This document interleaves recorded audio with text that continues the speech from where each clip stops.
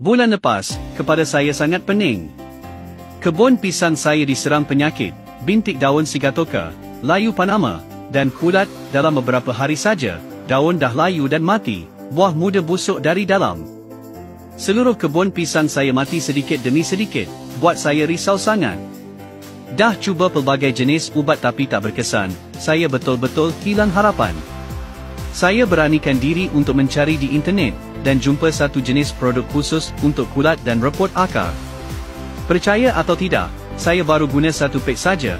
Selepas 2-3 hari saya keluar tengok kebun, pokok pisang yang saya ingat tak boleh diselamatkan sudah mula hijau semula. Selepas seminggu, akarnya dah kuat dan sihat, tak repot lagi. Selepas satu musim, setiap pokok mengeluarkan tandan pisang yang besar dan berisi. Bila dah jumpa penyelesaian ni, saya tak risau lagi untuk musim yang akan datang. Setiap musim hasil saya lumayan.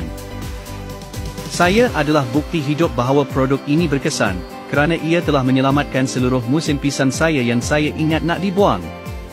Kawan-kawan yang tanam pisang, padi, atau durian, mesti cuba. Kalau tak sembuh, pokok tak sihat, datang cari saya. Saya janji akan tunjuk keberkesanannya.